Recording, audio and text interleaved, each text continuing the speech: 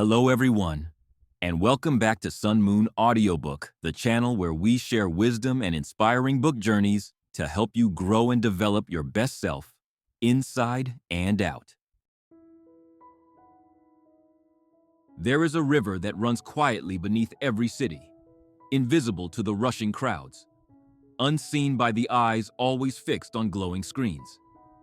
It flows with the currents of possibility, carrying within it the whispers of ideas waiting to be born. Some people never notice it, but others, often in their loneliest or most uncertain hours, feel the pull of that water. They step closer, they lean in, and they dare to dip their hands into it, bringing something from imagination into reality. This river is entrepreneurship, but not in the loud, glamorous way it is often portrayed. It is softer, more fragile at first, like a seed that could just as easily be washed away as it could grow into something mighty. Eric Ries, the author of The Lean Startup, was someone who learned to listen to that river the hard way. He isn't a man who speaks like a theorist standing above the crowd. His voice is the voice of someone who has failed, stumbled, and begun again. His journey through the uncertainty of building businesses shaped not only his thinking, but a method that has become a kind of compass for countless dreamers. And that's what makes his message so alive, because it's not carved in stone tablets. It's carved from trial, error, and the stubborn will to keep walking forward when nothing seems certain. At its heart, this book is not just about startups. It is about life, about the courage to move before the path is clear, about finding a rhythm in the chaos. And as we walk through its ideas together, let it feel less like a lecture and more like a fireside conversation, where we explore what it means to bring something into the world without guarantees. Because really, isn't that what living itself is? Eric Ries begins with a hauntingly simple truth. Most startups fail. They don't collapse because their founders were lazy or lacked intelligence. They fail because they poured years of life, energy, and love into building something no one wanted. Imagine the heartbreak of that. It's like writing a love letter that never gets read, planting a garden where nothing takes root. But here's the shift that Ries offers. What if failure could be seen differently? What if the goal wasn't to avoid mistakes, but to learn faster than everyone else? This is the first seed of the lean startup. The idea that the purpose of a startup is not just to build, but to learn. Learning becomes the currency, the treasure, the measure of whether you are moving forward or stuck in illusion. Think of it this way. Imagine standing in a dark forest at night. You don't have a map, only a lantern that lights a small circle of ground around you. Every step you take is uncertain, but if you pay attention, if you notice which paths narrow and which ones open wider, if you sense the sounds, the air, the unseen clues, you are learning how to move. That's what Ries is asking of every dreamer. Don't walk blindly with arrogance, and don't freeze in fear instead. Walk with awareness, learning as you go. The method begins with something he calls the minimum viable product, or MVP. But strip away the jargon, and what it means is this. Instead of trying to craft a perfect sculpture before showing it to the world, bring the world a sketch, a rough draft, a whisper of the idea, and let the response guide you. Too many of us spend years waiting for the perfect time, the flawless plan, the polished masterpiece. But perfection is a mirage, and waiting for it is how dreams rot away unseen. The MVP is not about lowering your standards. It's about respecting reality enough to let it shape your creation. Think of the story of Dropbox. Before building a complex system, Drew Houston simply made a short video demonstrating how it would work. People signed up in droves. The product barely existed, but the desire was real. That tiny experiment, that humble offering, was enough to prove there was a river of need waiting to be tapped. And so the company grew, not from theory, but from lived demand. This idea challenges a deep instinct in us, the need to control, to know the outcome before we leap. But Ries shows us that true builders are those willing to leap with humility, not knowing if their wings will catch the air, but knowing that each fall will teach them how to fly better. And here's where the mantra begins to echo. Build, measure, learn. These three words are the heartbeat of the lean startup. Build something small. Measure how people respond. Learn what it means. Then repeat. It is not about a single grand leap, but a rhythm, a dance with the unknown. This cycle, repeated again and again, is how fragile ideas gain strength, how fragile people grow resilient. But let's pause here, because this isn't just about companies. Think about your own life, the projects or dreams you've tucked away. How many times have you thought, "I'll wait until it's perfect"? How many times have you buried an idea because you were afraid it might not be ready? The truth is, the world is not waiting for your perfection, it's waiting for your courage to begin. Build, measure, learn can be the rhythm not just of startups, but of personal transformation. I remember once watching a small group of students in a workshop who wanted to create a social app. They spent months arguing over features, design, and funding. By the time they released something, the spark was gone. Contrast that with another group who scribbled a rough version of their idea on paper, showed it to classmates, got immediate feedback, and pivoted overnight. Only one of those projects survived. And the difference wasn't intelligence, it was the courage to learn in public. You, who are listening right now, you carry something inside you that wants to be tested in the world. Maybe it's a business, maybe it's art, maybe it's simply a new way of living. The lean startup whispers to you that you don't need to know the whole path. You only need to take the next small step, measure what it gives back, and learn. Build, measure, learn. But here's the hard part. Learning often means letting go. Rees talks about the discipline of the pivot. This is when the feedback is clear. The road you're on isn't working. Most of us resist this moment, clinging to the effort we've already poured in, the sunk costs, the pride. It's like tending to a plant that has withered beyond repair because you can't bear to uproot it. But wisdom lies in pivoting, not in abandoning the dream of growth, but in changing the soil, the angle of the light, the way it's nourished. To pivot is to honor reality, to love the truth more than your illusion. One famous example is Twitter. It began as Audio, a podcasting platform, but when Apple announced iTunes podcasting, the team realized their idea had little future. They could have clung stubbornly, but instead they pivoted, creating a small side project for status updates. That side project became Twitter. Imagine if they had refused to let go. The pivot is not failure, it is the moment you choose growth over stagnation. And yet, it hurts. Pivoting means admitting that what you built with your own hands may not be enough. It means mourning one dream while daring to believe another could rise. It is an act of both humility and courage. The pivot teaches us something about life itself. How many times have we been taught that commitment means never changing course? That to quit or redirect is weakness.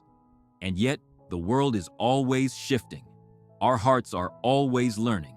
And sometimes the bravest act is to say, "This isn't working, but I will not stop moving." In the lean startup, pivoting is not betrayal. It is devotion to the deeper purpose beneath the surface. The belief that there is still something worth discovering, even if the path must be rewritten.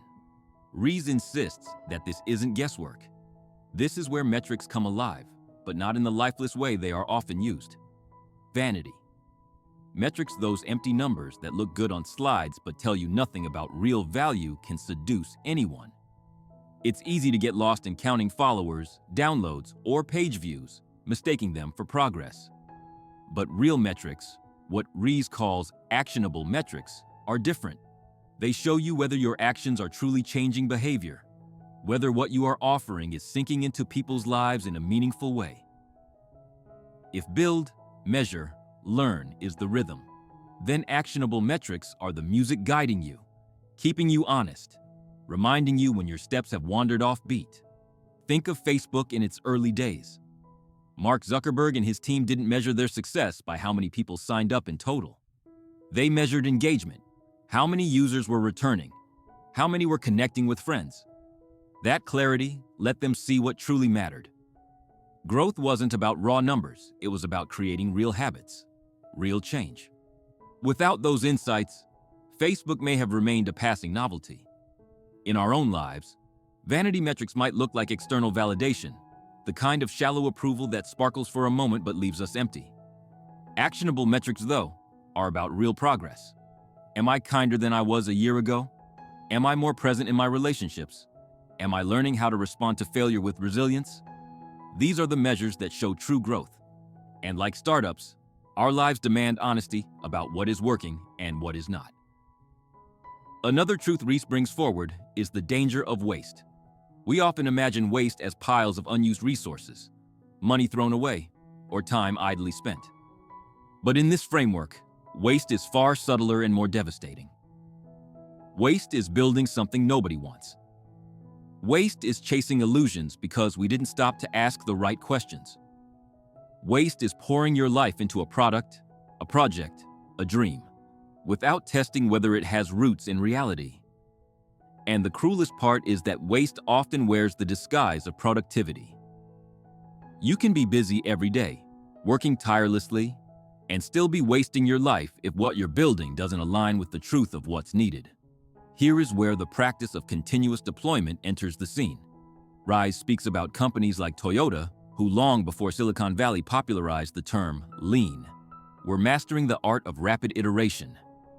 Rather than waiting to perfect a massive release, they deployed changes continuously, adapting in real time, removing the bloat of hesitation.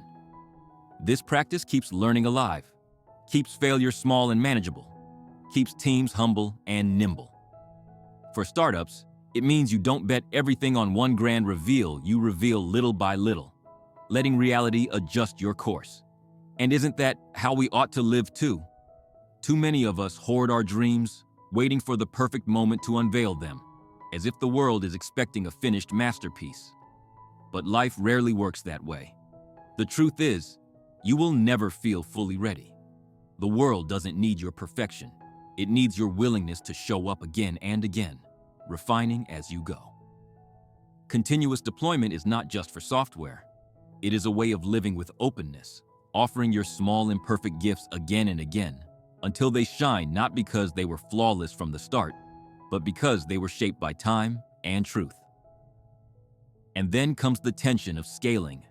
Reese warns against the temptation to grow too fast. Growth is intoxicating. Numbers rising can feel like validation. But growth without a tested foundation is fragile, like building a tower on sand. The lean startup urges us to scale only once we've proven that the engine of growth is real, that customers are returning, that the loop of build, measure, learn, has spun enough times to reveal a strong core. Otherwise, you are only amplifying weakness, pouring resources into something destined to collapse.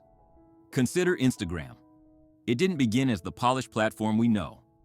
It was once a cluttered app called Bourbon, with check-ins and features that overwhelmed users. But the founders noticed one thing. People loved the photo sharing part. Instead of scaling the clutter, they stripped everything down to that single shining thread. That pivot, that restraint, created the foundation for massive growth. The lesson is quiet but profound. Sometimes success is not about adding more, but about cutting away until the essential shines through. And here, let me offer a small confession, one that changed how I see this book. I once worked on a project with all my heart, convinced it would change lives. I poured months into it, shaping every detail, protecting it like a fragile secret. When I finally revealed it, the response was silence. I was devastated, but in that silence, I learned. I realized I had been building for myself, not for the people I wanted to reach. That pain became my pivot. It hurt, but it was also a gift that whispered, listen more, test sooner, don't hide your work out of fear. And ever since, that mantra has lingered in my chest. Build, measure, learn. That moment taught me what Reese insists over and over. Startups are experiments. The word experiment might sound fragile, but in truth, it is one of the most powerful words we have. An experiment means permission to try, to test, to fail without being destroyed by failure. Experiments are how science has moved mountains, how medicine has healed bodies, how art has broken through walls. And so too, experiments are how your dream, however small it feels right now, can find its wings. You, listening here, maybe you have been carrying the weight of needing to know everything before you begin. Maybe you've been holding back out of fear that what you have won't be good enough. But the gift of the lean startup is this. You don't need certainty. You need movement. You don't need perfection. You need learning. Build, measure, learn. This rhythm is waiting for you. There is a moment in the lean startup that feels less like business advice and more like a philosophy of living. The moment when Reese explains the idea of the innovation accounting system. It sounds clinical at first, almost cold, but beneath it lies something tender. It is the practice of holding yourself accountable to truth rather than illusion. Innovation accounting is about tracking progress when the normal markers profit, scale, stability aren't yet visible.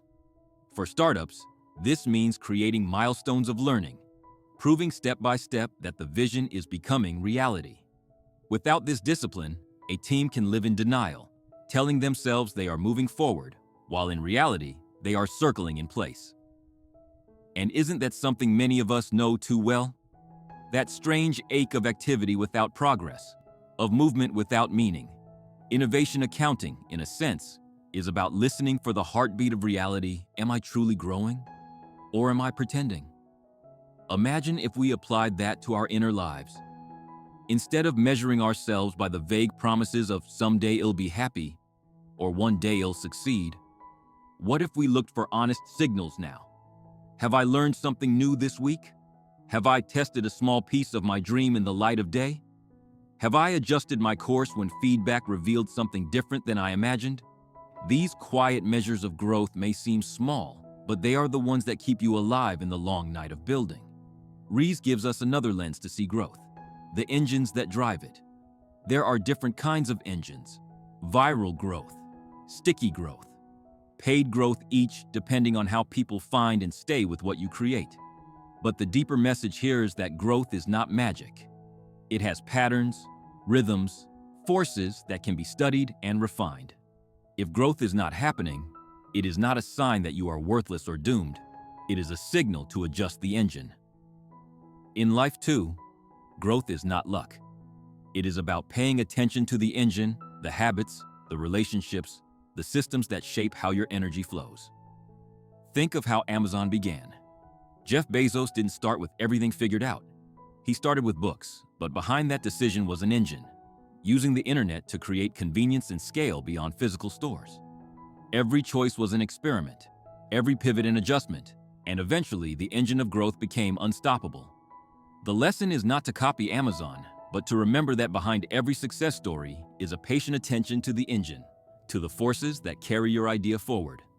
But here, in the middle of all these lessons, I want to pause with you, because if you are listening closely, perhaps you feel the weight of it.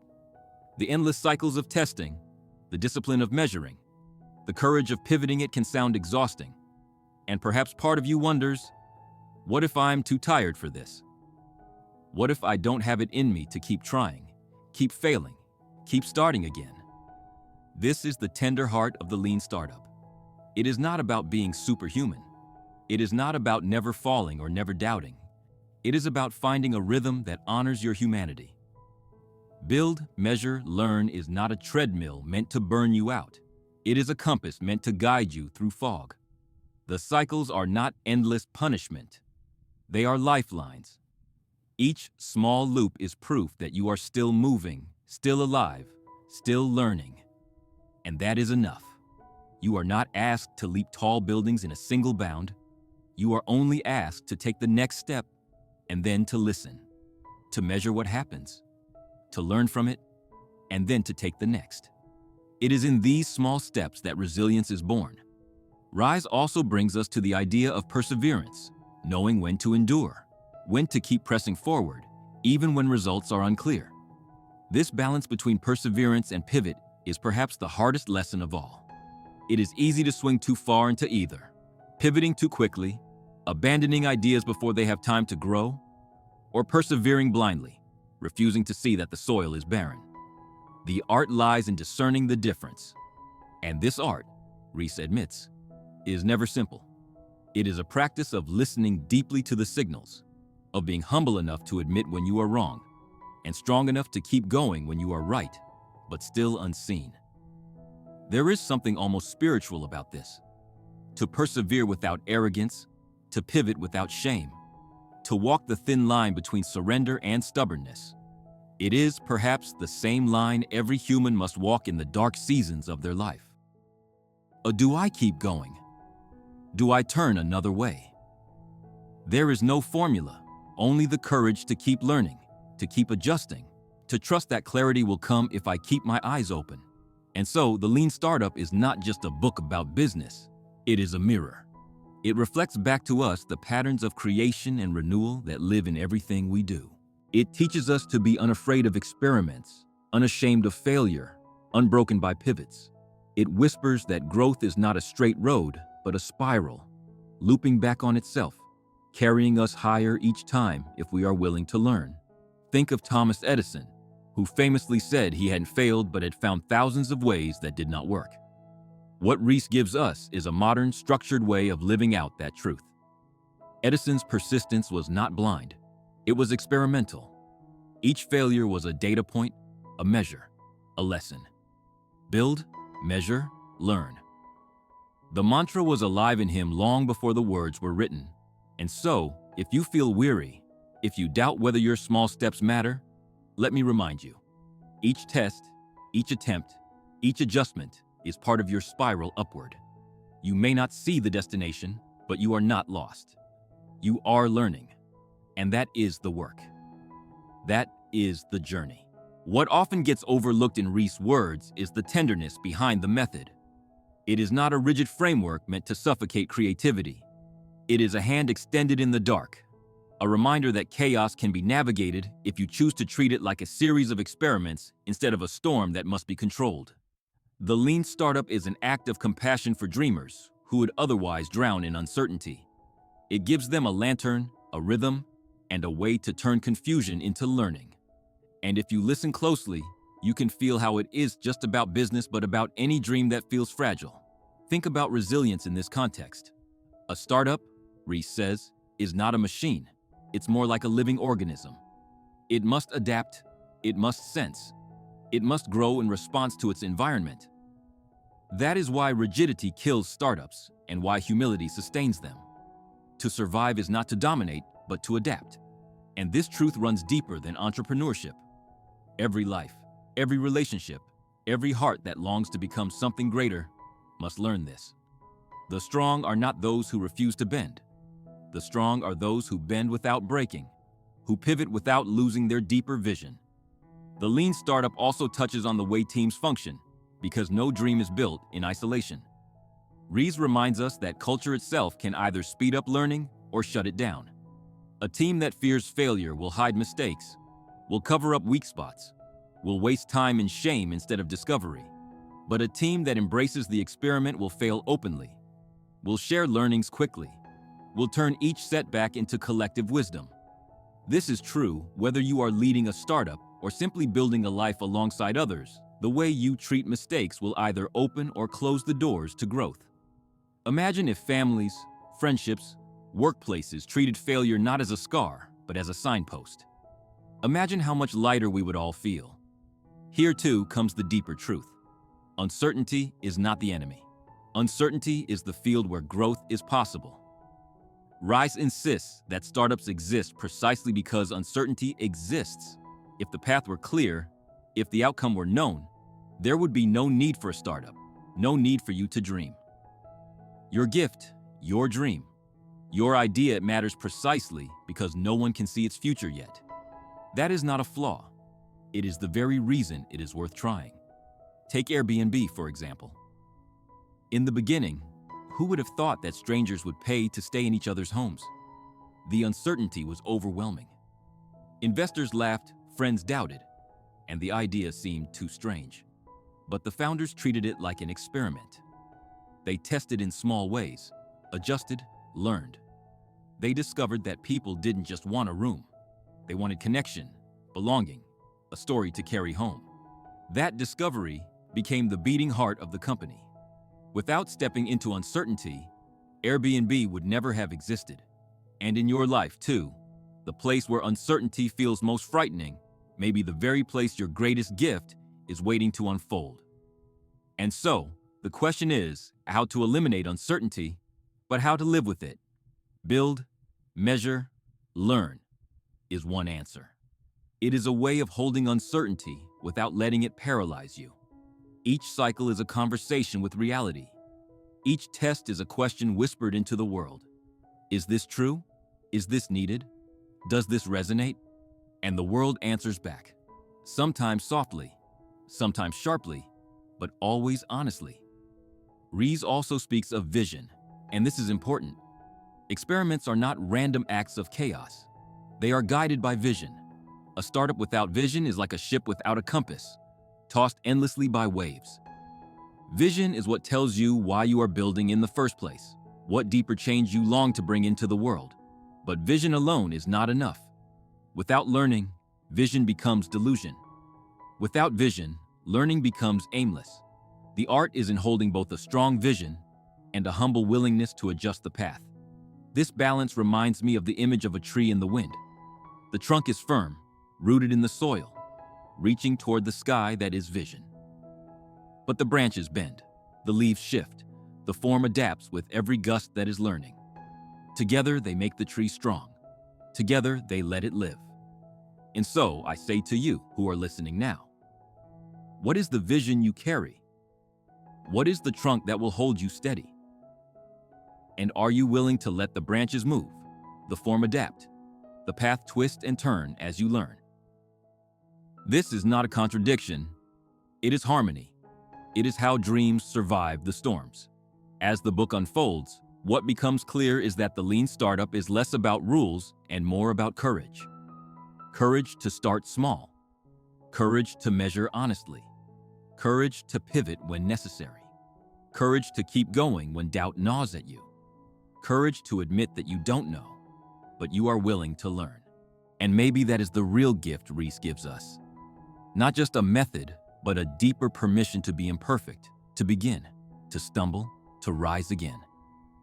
Build, measure, learn. Build, measure, learn. Let these words sink into you, not just as a process, but as a rhythm of being. They are not only for entrepreneurs. They are for anyone daring to bring something new into existence, a business, a book, a relationship, a self. They are the rhythm of growth, the pulse of transformation. And if you let them, they can become the heartbeat of your own journey, carrying you forward one small step at a time. There is another layer to all of this that Rees touches on gently but firmly, and it is about time, the most fragile and irreplaceable resource we have. He reminds us that the tragedy of failed startups is not simply financial loss. It is the years spent building illusions, the long nights sacrificed on something that was never truly alive in the world. Wasted time is a wound that cannot be undone, and that is why learning early, testing small, and pivoting fast are acts of mercy. They save you from pouring your life into a hollow vessel. This idea stirs something raw, because it applies not only to companies, but to every path we take as humans. How often have we wasted time chasing approval, or staying in a job, a relationship, a pattern, simply because we couldn't bear to admit it wasn't working? How often have we mistaken activity for progress? The lean startup calls us back to the preciousness of time, asking us to honor it by choosing learning over illusion. And yet, the book also carries hope, because even wasted time can become wisdom if we are willing to see it that way. The failures we regret, the detours that ache in memory, they can all be folded into our story as teachers. The question is not whether you have failed, but whether you have learned. Waste is only waste if it is buried.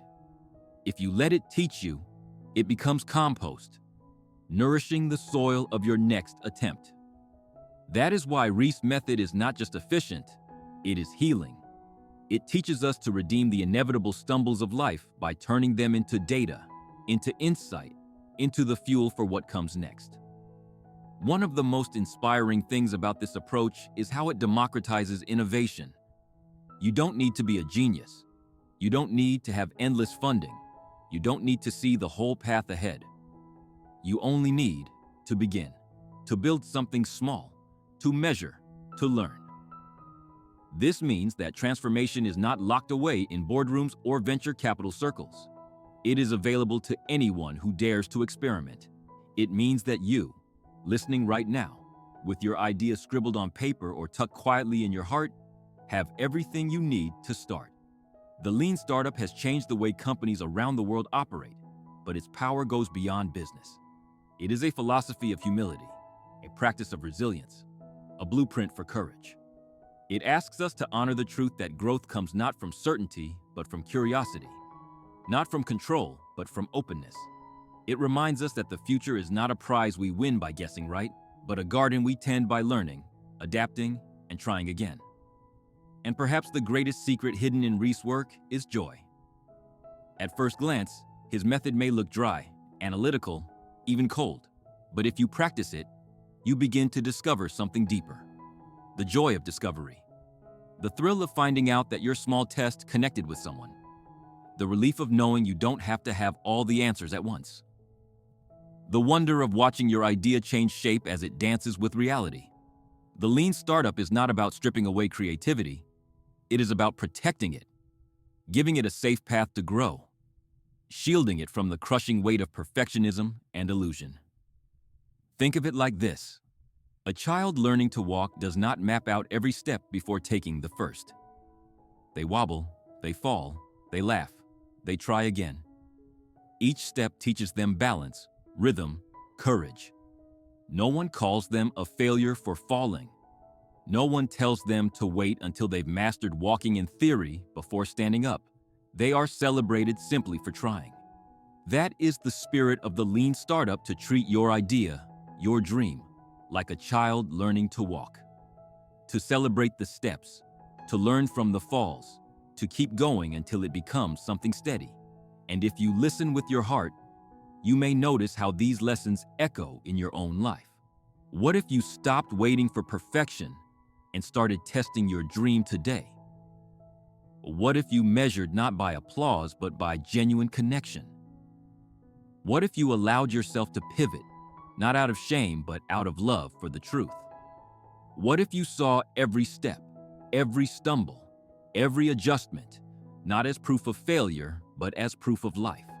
This is what Reese leaves us with: a new way of seeing creation, a way that honors both vision and humility, a way that turns uncertainty into possibility, a way that redeems failure by weaving it into learning, a way that treats time not as something to waste, but as something to invest wisely in small, meaningful steps. And so, as we near the end of this long reflection, let me leave you with an invitation. Somewhere inside you, there is a seed of an idea, a whisper of a dream, a longing that has been waiting. Don't wait for it to be perfect. Don't wait until you have the whole map. Take one small step, build something, however rough. Share it with the world. Listen to the response.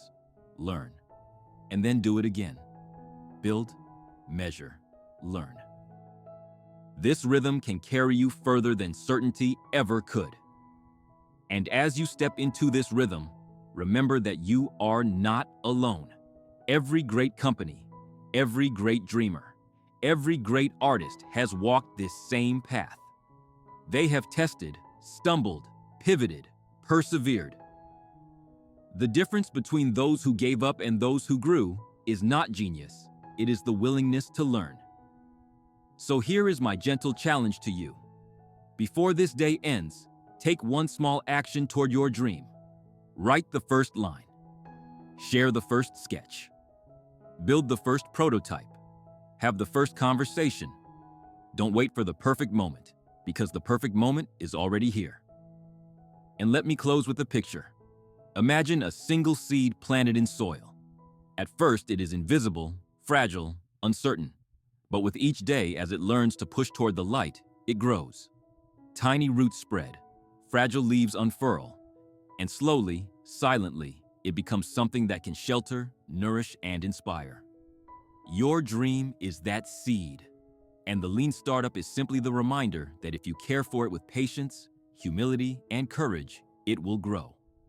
If this message has touched you, if it has lit even the smallest spark inside you, I invite you to carry it forward. Like, share, comment, subscribe, not just for algorithms, but because your engagement matters. Your words, your reflections, your insights might be the encouragement someone else needs to take their first step.